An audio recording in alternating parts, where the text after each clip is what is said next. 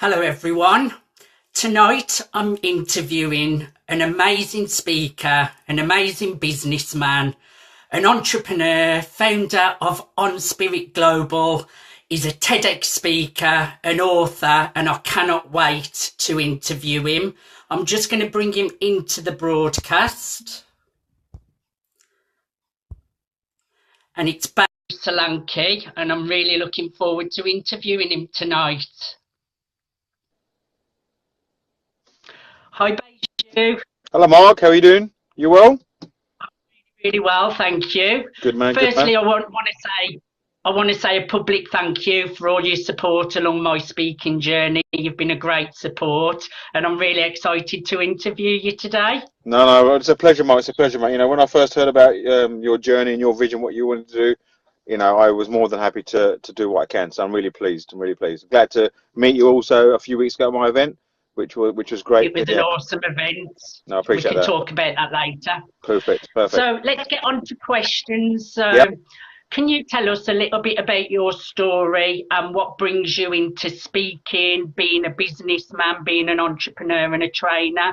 So just tell us a little bit of your background and into that journey. I always say that I'm not a natural entrepreneur from the point of view, you know, I'm not one of these, I wasn't one of these individuals, you know, sort of left school and, you know, I was selling sweets in the playground and just, you know, hustling and bustling and doing that. I was an academic. Well, proper academic, if you like, partly because of my background, you know, being an Asian background. It's expected and a tradition that you go to university. So I didn't know it wasn't even not an option not to go uni, let alone, you know, have any option. So I didn't do very well in my A levels. I went to university, did a course I didn't want to do, a maths course, but eventually discovered psychology through reading a body language book in the library.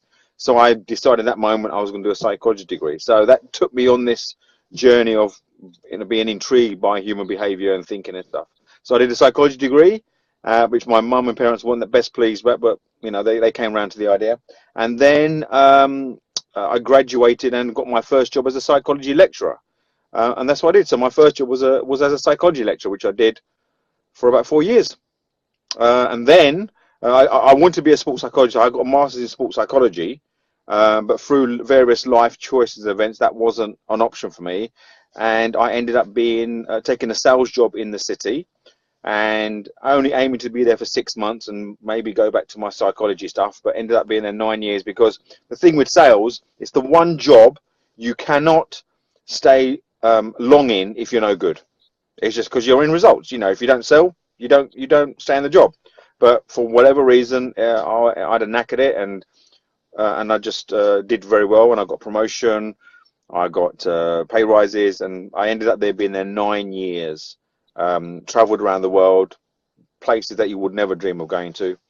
And then eventually there was a point where I was doing really well. I was always doing well in the job, but it wasn't floating my boat. I got this massive deal in New York, and for about 3 seconds I was really ecstatic, and then I thought, is this it? And prior to that, I don't know if you remember, Oprah Winfrey had a life strategy called Dr. Phil Gray.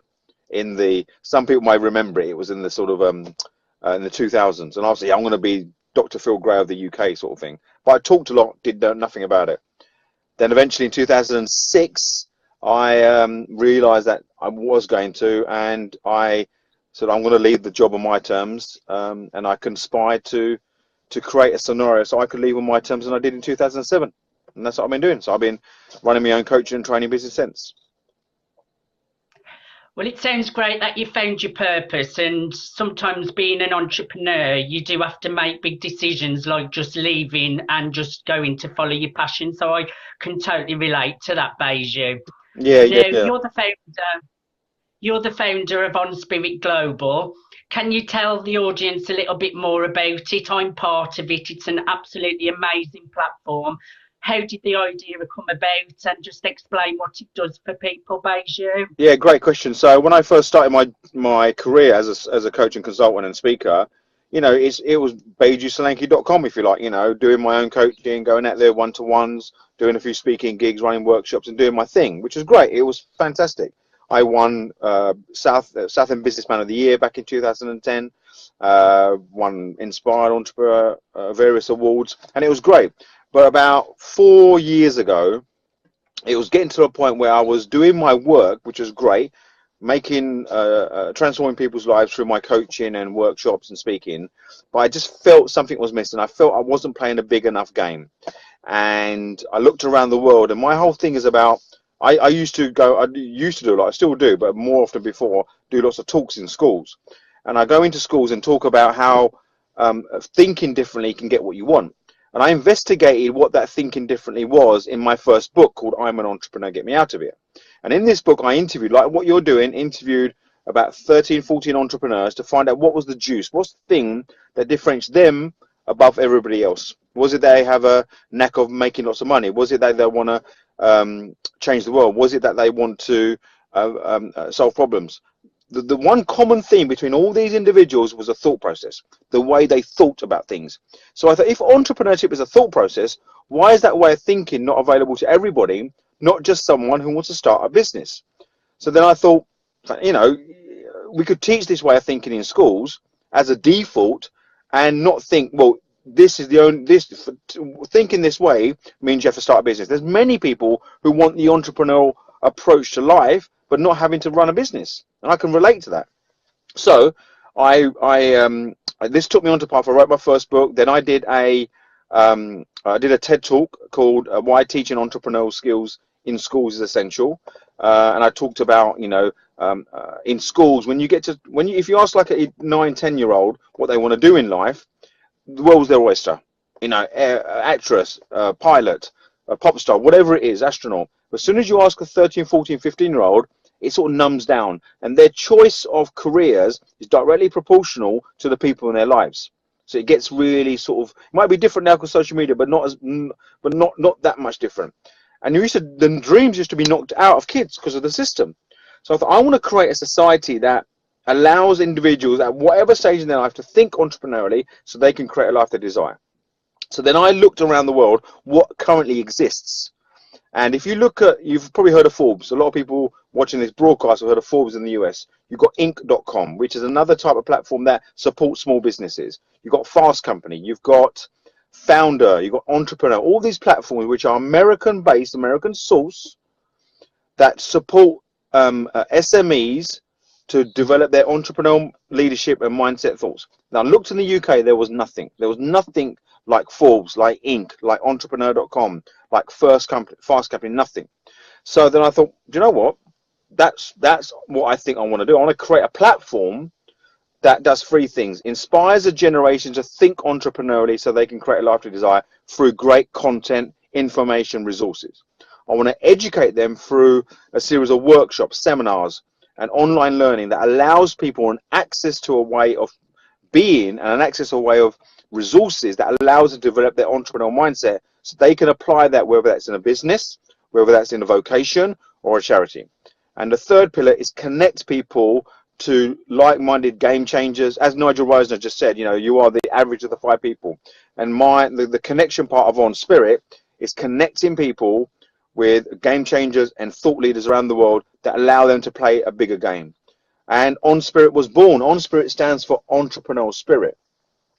Where, the thing is, how these things, the dots join up, Mark. And the way the dots join up, I think about entrepreneurship immediately. When I ask people about what they think entrepreneurship is, they think start a business. But when you start to explain what entrepreneurship really is, and more importantly, the origins of the word. So can I indulge people in the origins? Yes, please. So the word entrepreneur comes from a French word, entrepreneur, that means to undertake. You take something on. But where it gets really sexy is the word entrepreneur comes, the etymology of the word is a Sanskrit word. And that Sanskrit word is Athena Prana, directly translated means self-motivation. Self-motivated. So to be entrepreneurial is that you've got this inner drive in you, the inner being that you want to bring out, the inner spirit. So the premise of On Spirit is unleashing people's entrepreneurial spirit so they can create a life they desire through 3 pillars: inspiring them, educating them, and connecting them. And that's what On Spirit essentially is about. You made some great points there, and you touched on associations, which I'm really big on. Like Nigel said, you end up like the people closest to you, and definitely beliefs as well. You change your beliefs, your whole world can change. So some really good points there. I'd recommend any entrepreneurs out there to check out On Spirit Global. It's done great things for me. Yeah, absolutely. And yeah. Do you want to explain how you got involved, Mark? well, we connected because I was on another platform, which was Game Changer Connect, and you got in touch with me and said you liked my story and you'd like me to get involved. I got involved. I got involved. You introduced me to Will Polston, and then I've ended up with loads of speaking engagements all across the country. So it really is a great platform to get involved in, and your event that we came to the other day was really a life-changing event, all to do with micro goals. I really enjoyed that.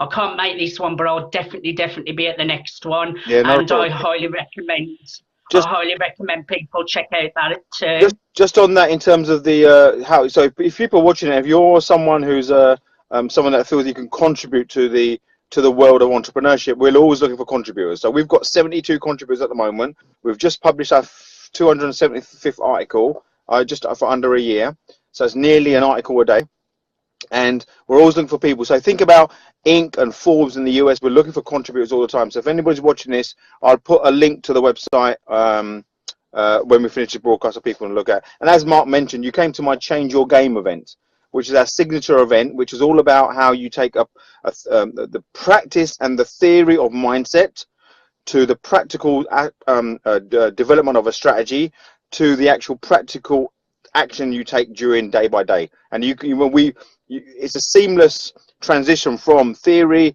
actuality, what you want to create, and what you do day to day. And that's the thing that a lot of workshops, seminars miss out, the fact that the do. So we join the theory with the do, and you had experience of that when you came to my workshop.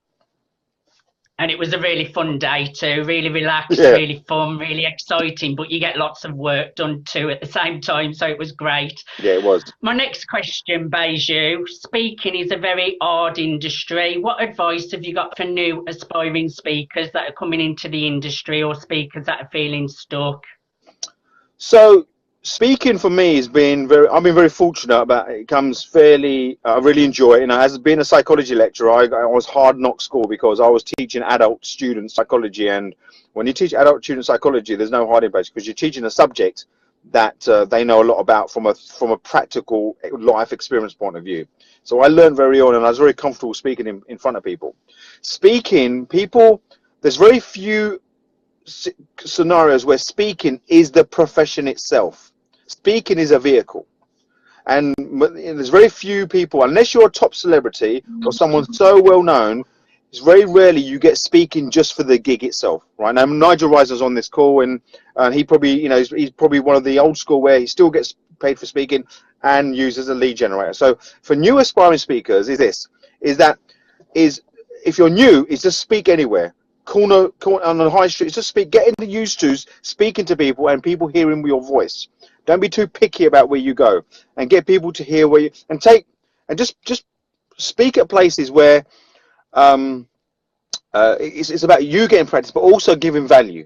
So new speakers, I would say, don't focus on getting paid per se. Don't have this thing whereby, if I give my stuff away free, they won't value it. It's not about that. Speaking is a gift you've got to give to people, and the more you speak, you have no idea. As a result of speaking, people then look you up. They look at other stuff, right? So speaking's a vehicle, like coaching's a vehicle. It's not the thing. Very rarely, unless you're a top celebrity or you've got great track record or you've got something completely niched in terms of your an achievement you've got, it's very rarely gets paid for speaking per se. Having said that, is the key for speaking also is is to speak, get known for something, you know, get a niche. Of my things around entrepreneurial mindsets. That's what I'm about. I'm thinking about entrepreneurial mindsets. I'm thinking about how people think in a different way. So and it's all about how you play the game around entrepreneurship. So I might deviate around the subject, but the core is how you develop your entrepreneurial approach from a theory to a practice point of view. And you experienced that at my workshop. It was a practical theory, and you got stuff done. So I would say to speakers is find your thing, find your niche. And the great thing about niche, a great friend of mine, James Labors, is a great mentor of mine. I got this insight from him about what the word niche means. Because people think niching, or if I niche, then I eliminate a lot of potential opportunities. Is not the case. Niche comes from the Latin that means nest. That means nest. So it's like if I said to you, and you can answer this question, if I said to you, I'm going to give you a description of something, just what comes to mind. If I said to you, brown fizzy drink, what do you think of?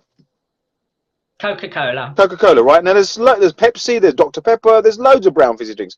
So in your mind, the nest for that description is Coca-Cola.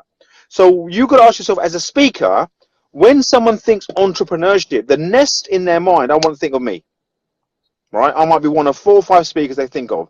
So you got to ask yourself is when they hear your name as a speaker, and especially your new speaker, is what do you want them to be thinking about you in their expectation of what you're going to speak about, whatever area, whether it's personal development, entrepreneurship, whatever, and you become the expert in their mind, in their head. Because if they think speaker, oh, what's he going to talk about? Is it sort of mindset? Is it sort of entrepreneur? What, you know, then they will make up their minds very easily before. So 2 things: speak anywhere, and ensure that you choose your lane and you stay in that lane. Whatever the market that you stay in, this is what my expertise is about, and this is where I'm going to go, and you stick there.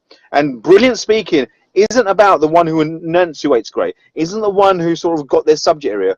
You know, there's a great phrase, it's not what you say, it's not when you say, it's how you make people feel. How you make people feel. So when you speak, there's an element of speaking while you're listening, because you listen for the body language, you listen for the eyes, you listen to how they react, and you subconsciously, deliberately relate to the audience in that way. So when I speak, I go off tangents, I go jokes. You've seen me speak. I go off tangents, I tell jokes, but every single thing is deliberate. Everything is deliberate. Now, yeah, there might be off-the-cuff stuff, there might be things I react to the audience, but there's an intentionality based on what I'm going to say next to create an experience for the people in the audience. And that's my take on speaking, if you like. Does that make sense? It really does make sense. Really great tips there, and it's about serving, giving to the audience, and whatever you give out does always come back. So some great tips there, Baiju, and just a different take on things too, which is always great. So my next question, can you tell us about your new book that you're working on, Change Your Game? Yeah, so I've just, this is my 3rd book. It's my second book. First book was an ebook called Secrets of a Networking Ninja. Second published book, which the first published was I'm an Entrepreneur, Get Me Out of Here. Then I was a co-author for a book called Leadership Gigs. So my latest book is called Change Your Game, Elevate Your Entrepreneurial Mindset. So it's directly related to On Spirit and the work I'm doing. So literally 2 weeks ago, it went to the publishers. So they've got it. So I'm waiting back for the first transcript. So Change Your Game is about understanding the games you need to change. So I say to people, if you want different results in life, you do not have to change. You as an individual do not have to change. You are perfect. You are whole. There's nothing wrong with you. What you need to change is the game you play. And there's certain universal rules in life. There's certain universal rules in business. That doesn't matter. They don't care about your opinion. Whether you have an opinion that Twitter doesn't work for marketing, whether you think an opinion that Facebook Lives no one watches, your opinion means nothing based on a fact or universal truth. And there's some universal truths within the free games we have in our lives. So Change Your Game, focus on free games. And we play free games to get results. The first game is the inner game, which is mindset, thoughts, emotions, the context you have in your life, how you approach life, how you listen to people, how you occur to people. So it's not just about having a positive mindset. It's the way you speak to people, the way you are listened to, the way you present yourself is directly related to your inner game. So that's game number 1. Game number 2 is the game plan. So your strategy for life, your overall roadmap. So say someone says to me, you know, I want to lose weight, I want to get fit. Well, if they just go to the gym once or twice and hopefully they'll lose weight. No, they've got to have a strategy. Right, I'm going to do cardio twice a week, weights 3 times a week. I'm going to eat a certain type of food, and I'm going to do this over 12 weeks. A roadmap, it's a strategy. It's the same as life, and the same as people procrastinate because they don't understand what they're aiming for. It's like getting in the car, driving. Where am I going? Oh, I don't know. I'll stop until I decide. That's why they procrastinate. It's a thief of time. And then you got the outer game is your roadmap and strategy. Your game plan, is your roadmap and strategy. Once you know what you're aiming for and what the landscape looks like in terms of what you want to create in your life, you can start to work at it. Kethan's on here. Fantastic. Kethan's on here. Kethan's one of my core partners, mentors, friend, and he spoke at the event. He talks about reverse engineering. So you look at where you want to be in 10 years' time, and you say, right, if I achieve what I want to do in 10 years' time, what does 5 years look like? What does 5 years look like? What does 1 year look like? If 1 year look like, what does 1 month from now look like? 1 month, what does tomorrow look like? Then you can see there's a direct correlation between here and here. And remember, the journey's not linear. So by having that roadmap, you can deviate knowing you've got the end in mind. So the second game is your game plan. The third game that we play is the outer game. And you mentioned it earlier about micro goals. Is we underestimate what we can achieve in a year and we overestimate what we can achieve in 1 day. Micro goals is a fantastic tool that I've developed that allows you to 100% achieve your goals, where you focus on the micro actions per day that lead to the big results. Because each day you can only do certain things, right? And if you focus on those things related to the game plan you've created based on the inner game that you know you're playing, you will achieve more than you're capable of in your whole life. So the game, change your game book. The change your game book, is about the 3 games you play: the inner game, the game plan, and the outer game. Hope that makes sense. It really made sense. So it's having a clear direction of where you want to go and kind of taking baby steps every day. And that way you don't feel overwhelmed with the work you're doing and you're being really focused and getting results. And also what you touched on at the event as well, you don't beat yourself up because you're achieving the goals every day. Whereas when you set big goals and you don't achieve them, you beat yourself up and you don't get results. So that was a great point at the event too. Yeah, there's a great with goal setting, a lot of people say, yeah, let's aim for the stars, and do you know what, if you screw up and you hit the moon, otherwise you've achieved something, which is great from a principle of goal setting. Micro goals, if you come to the event, you'll understand how it works. It's you aim for the moon, you hit the moon, guaranteed, every single time, and then the stars will come. And you've used your proof of that. Other people are proof of that. They're totally incontrollable. People set things that they're not completely in control, and then when you don't achieve the goal, that in itself demotivates you, which means has a residual impact on your performance the next day, because you feel, well, I'm worthless, I was really rubbish yesterday, I can't do anything, and it means you tomorrow. When I was in sales, did this great trick with my team. Is we had a habit: if we got a good deal or a great call, you celebrate straight away. Oh, I've got a great call, right up on the board, and you go for a coffee or a fag. And I said, as soon as you get a deal, that moment, that adulation out of you, make 10 dials. Ring 10 people, because you're on a crystal wave. Ring the person that you can't get hold of. Ring the person that always said no to you. You don't care then. You're just going to talk to them, and you start getting results. And the idea of micro goals is to achieve a situation where you don't only achieve the thing you're looking to achieve, but more importantly, the adrenaline you get as achieving that goal will help you set a bigger goal next day and achieve that. Does that make? Yeah. Great tips there, Beju. Yeah, it makes perfect sense. So can I ask you what's next for Beju, what you're working on right now? Well, like I say, the platform is it. This is what I do for OnSpirit.global will be the sort of next ForbesInc.com of the world, and we're looking for investment at the moment. So the book will be out late this summer. We've got my next event on the 28th of June. I'm more than happy, if you're okay, we can put a link on this broadcast afterwards so people can have a look and come for tickets. And it'd be great, Mark, if you could sort of you have already given a testimony about the event, which is great, so people can know what that's about. So yeah, so we're doing this event. It's our signature event. It'll be every quarter. So next one's in June. The next one after that will be in October. And look out for big things toward this year and next year. And Kethan, my main man's on this thing. He's very much part of the equation. He's been a great mentor and friend of mine. He's been a great support, and all the contributors like you, Mark, have been great support as well. So thank you so much. I'm interviewing Ketin in a week, I think, or a week and a half. Super. What? Am I format back then? No, he's a great guy. He's a So great guy. He's a great guy. Too much. I've really enjoyed interviewing you, Beju. Before we go, can I ask you how people can connect with you, and also can you drop any links for people to connect with you down below as well? I will. I'll do that. But listen, I'm all over social. You know that, Mark. Facebook, Twitter, whatever. If it sounds really pompous, but if you Google me, you'll find me. But Twitter, Instagram, Facebook, LinkedIn, Beju Solanki. I'm very lucky to have a very unique name, so you can find me straight away. Thank you for being on the show today, and I'll catch up with you real soon. Not a problem. Thank you so much, Mark, and thank you for everybody, and I really enjoyed it. Thank you so much, Mark. Thank you, everyone, for watching. Take care. Bye. Bye bye.